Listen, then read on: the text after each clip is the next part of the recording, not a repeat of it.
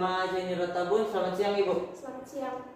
Ketua Komnas HAM Ibu Erlen Misa. Selamat siang Ibu. Selamat siang. Dan Ibu Pendeta Stella Soenbala. Selamat siang Ibu. Selamat siang. Siang hari ini kita akan membahas tentang praktik HAM dan HAM dalam perspektif Alkitab. Yang pertama, apa pendapat Anda Ibu Ketua Komnas HAM tentang hak asasi manusia Ibu Erlen Misa? Menurut Undang-Undang Republik Indonesia Nomor 39 Tahun 1999 tentang hak asasi manusia, yang dimaksud dengan hak asasi manusia adalah seperangkat hak yang melekat pada hakikat dan keberadaan manusia sebagai makhluk hidup Tuhan yang Maha Esa, dan merupakan anugerahnya yang wajib dihormati, dijunjung tinggi, dan dilindungi oleh negara, hukum, pemerintah, dan setiap orang demi kehormatan serta perlindungan hak dan martabat manusia. Yang kedua, bagaimana pandangan HAM menurut Alkitab Ibu Pendeta Stella Soenbala? Menurut Alkitab, manusia diciptakan menurut gambar dan rupa Allah. Maka harus memperoleh perlakuan yang sama, yang benar dan yang adil di mata hukum maupun manusia. Seperti yang tertulis pada Kejadian pasal 1 ayat 26a, baiklah kita menjadikan manusia menurut gambar dan rupa kita. Walaupun HAM sangat penting bagi kehidupan kita, tetapi masih banyak sekali terjadi pelanggaran HAM di mana-mana. Menurut Anda, Menteri Agama Ibu Jenny Rotabun, apa yang menjadi faktor penyebab terjadinya pelanggaran HAM di Indonesia? Ada dua faktor penyebab terjadinya pelanggaran HAM di Indonesia secara umum, yaitu faktor internal dan faktor eksternal. Yang pertama, faktor internal. Faktor internal merupakan dorongan dari diri sendiri untuk melakukan pelanggaran HAM. Contohnya egois, tidak memiliki empati, dan rendah kesadaran HAM. Yang kedua, faktor eksternal. Faktor eksternal merupakan dorongan dari luar diri sang pelanggar HAM. Contohnya penyalahgunaan kekuasaan, lamanya sistem hukum, dan teknologi yang disalahgunakan. Berbicara soal HAM, masih banyak pelanggaran HAM yang terjadi di Indonesia. Contoh nyata yang saat ini terjadi adalah kasus pelanggaran HAM yang dilakukan oleh Irjen Verdi Sambo kepada bawahannya Brigadir Yosua. Menurut Anda, Ketua Komnas HAM, hukuman apa yang didapatkan Verdi Sambo?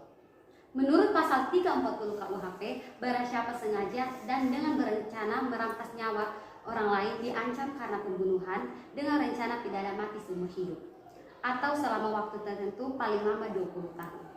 Berarti bisa saja Irjen Verdi Sambo dihukum mati? Bisa saja dihukum menurut 340 KUHP. Kalau begitu, menurut Anda, Ibu Pendeta Stella Soenbala, apa itu hukuman mati menurut Alkitab beserta dengan contohnya? Menurut Keluaran 21 ayat 12 mengatakan, siapa yang memukul manusia sehingga mati, pastilah ia dihukum mati. Selain itu, dalam Kejadian pasal 9 ayat 6 mengatakan, siapa yang menumpahkan darah manusia, darahnya akan tertumpah oleh manusia, sebab Allah membuat manusia menurut gambarnya sendiri. Allah sendiri yang menetapkan hukuman mati. Barang siapa melakukan kejahatan seperti pembunuhan, pastilah ia dihukum. Menurut Keluaran 21 ayat 12 mengatakan, siapa yang memukul seseorang sehingga mati, pastilah ia dihukum mati. Selain itu, dalam Kejadian pasal 9 ayat 6 mengatakan, siapa yang menumpahkan darah manusia, darahnya akan tertumpah oleh manusia. Sebab Allah menciptakan manusia menurut gambarnya sendiri. Allah sendiri yang menetapkan hukuman mati. Barang siapa melakukan kejahatan seperti pembunuhan, pastilah ia dihukum. Kasus Verdi Sambo ini hampir sama dengan cerita Alkitab Raja Daud, di mana ia menggunakan kekuasaannya sebagai raja untuk mengambil Batsyeba, istri dari prajuritnya sendiri yaitu Uria, untuk menjadikan Batsyeba sebagai istrinya. Ia pun menyuruh Panglima Perang Yoab untuk menempatkan Uria pada barisan paling depan dalam pertempuran. Perintah itu pun dituruti oleh Panglima Perang Yoab, sehingga Uria pun mati tewas terbunuh oleh musuh. Kemudian Raja Daud pun mengambil Batsyeba sebagai istrinya. Allah pun murka atas Daud, sehingga Allah menghukumnya dengan mengatakan bahwa perang dalam kerajaan Daud tidak akan berakhir. Istri-istri Raja Daud akan diperkosa di hadapan umum, dan bahkan anak dari Batsyeba dan Raja Daud pun akan mati.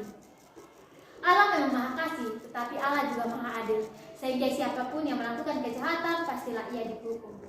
Bagaimana menurut Anda, Ketua Komnas HAM Ibu Erlen Misa, mengenai contoh-contoh perilaku yang mendukung upaya penegakan HAM? Contoh perilaku yang mendukung upaya penegakan HAM adalah sebagai berikut. Yang pertama, memahami dan menaati instrumen HAM yang berlaku. Yang kedua, menaati berbagai peraturan hukum.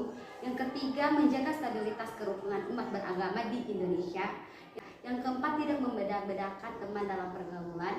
Yang kelima, saling menghormati dan menghargai antara sesama. Dan yang terakhir adalah menjaga ketertiban umum. Kalau begitu, menurut Anda, Ibu Menteri Agama Jenny Tabun, bagaimana upaya mencegah pelanggaran HAM? Ada beberapa upaya untuk mencegah terjadinya pelanggaran HAM. Yang pertama, penegakan demokrasi dan supremasi hukum. Yang kedua, meningkatkan kualitas pelayanan publik.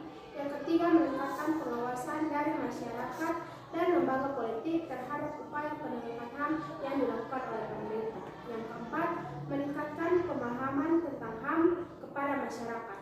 Yang kelima, meningkatkan profesionalisme seluruh lembaga keamanan dan pertahanan negara. Yang keenam, meningkatkan kerjasama secara harmonis antar kelompok atau golongan masyarakat sehingga saling menghormati keyakinan dan pendapat masing-masing. Jadi yang dapat kita simpulkan adalah HAM dari perspektif Alkitab dan HAM dari hukum sama-sama penting, yaitu untuk saling menghargai dan menghormati hak dari setiap manusia dan mencegah terjadinya pelanggaran HAM. Sekian dari kami, terima kasih telah menyaksikan X1 Channel. Sampai jumpa pada topik pembahasan selanjutnya.